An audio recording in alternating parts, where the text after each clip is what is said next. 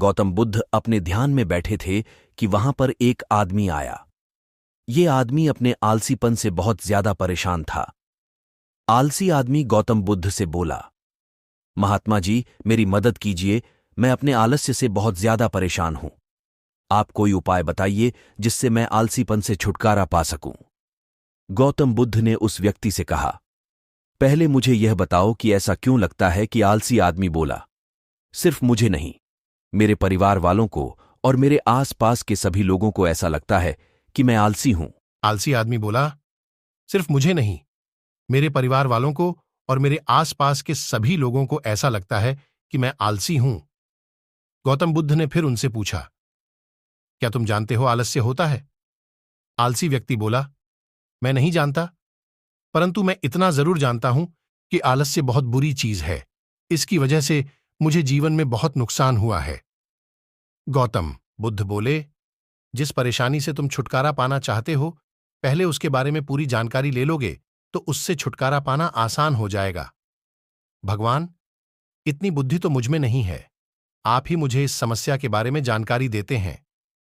गौतम बुद्ध बोले, आलस्य एक मानसिक अवस्था है, एक विचार है जिसे जाने अनजाने में हम स्वयं ही जन्म देते हैं। आलस्य दो मूल कारणों की वजह से ही जन्म लेता है। एक है शारीरिक और दूसरा मन। शारीरिक गतिविधियों में पहला कारण है गलत तरह का भोजन। हम सभी जानते हैं कि हमारे शरीर को भोजन से ऊर्जा मिलती है और यह ऊर्जा संजीवनी चीजों से मिली है, तो अच्छी यानी कि प्राकृतिक रूप से जो हमें भोजन की खुराक मिलती है, अगर यह ऊर्जा मिली है तो हमारा शरीर इससे अच्छी ऊर्जा प्राप्त करता है। इससे उलट यदि हम निर्जीव पर्वत से ऊर्जा प्राप्त करते हैं तो यह हमें आलस्य की ओर ले जा सकती है। दूसरा कारण यह है कि हमारी शारीरिक गतिविधि भी हमें आलस्य के चंगुल में फंसा सकती है।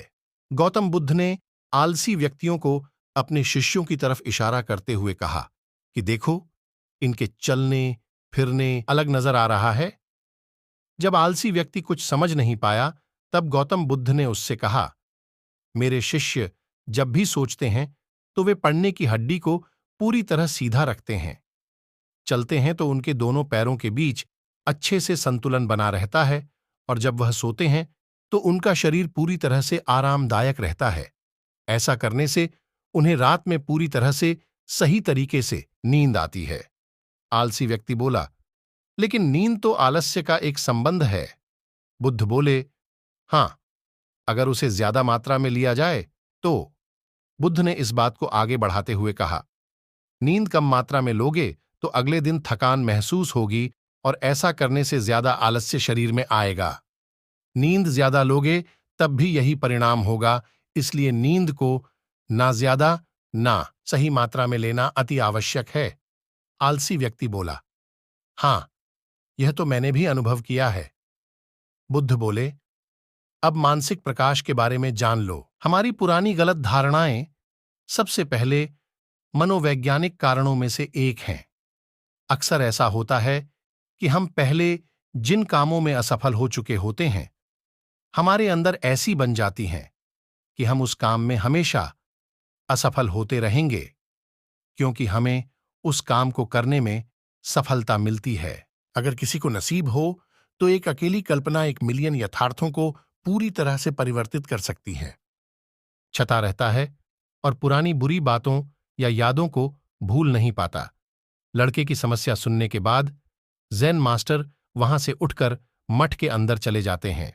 ज़ेन मास्टर द्वारा बिना कोई जवाब दिए इस तरह उठकर चले जाना लड़के को थोड़ा अजीब लगता है, लेकिन वह अभी भी वहीं बैठा है।